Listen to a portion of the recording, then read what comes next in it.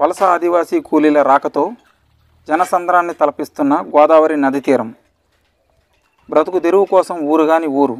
ఏకంగా రాష్ట్రాలు దాటి తెలంగాణకు వలస వచ్చిన ఛత్తీస్గఢ్, ఒడిశా రాష్ట్రాలకు చెందిన వలస కూలీలు.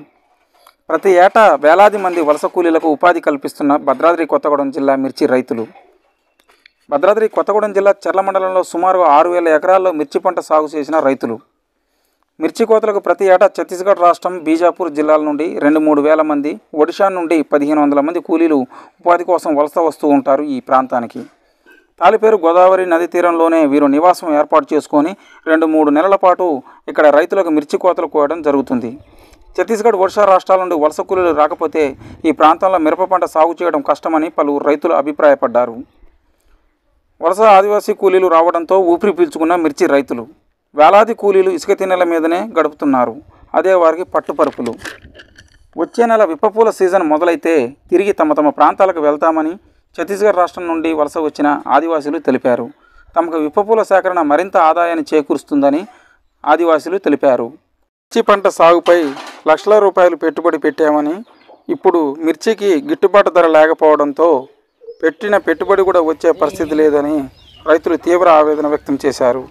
గోదావరి నది తీరం నుండి మన ప్రజాగొంతుక న్యూస్ రిపోర్టర్ చెర్ల.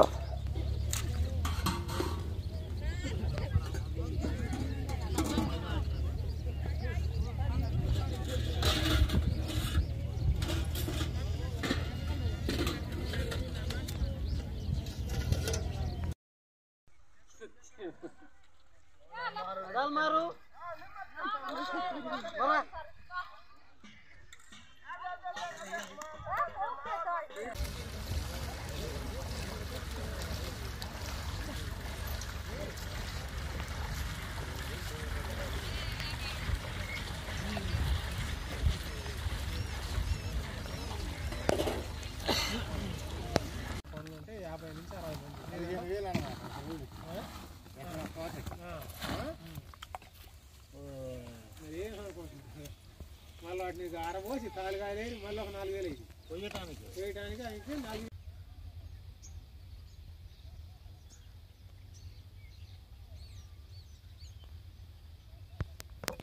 ఏం పేరమ్మా నీ పేరేంటి? కిట్టయ్య. ఏ ఊరు మీది? పాలగూడెం. ఏ రాష్ట్రం నుంచి వచ్చారు? బీజాపూర్. ఎంతకాలంగా ఇక్కడ పనిచేస్తున్నారు మీరు? 20 రోజులు.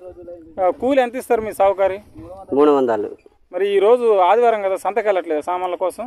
లేదు, ఈరోజు కూడా పనికే వెళ్తున్నారు. పనికి. సుమారుగా ఎంతమంది వచ్చుంటారు మీరు ఇలా మకం? 24. 24. 22. ఇట్లా ఎన్ని రోజుల పాటు ఇక్కడ మీరు కూలి పని చేస్తారు? 2 నెలలు.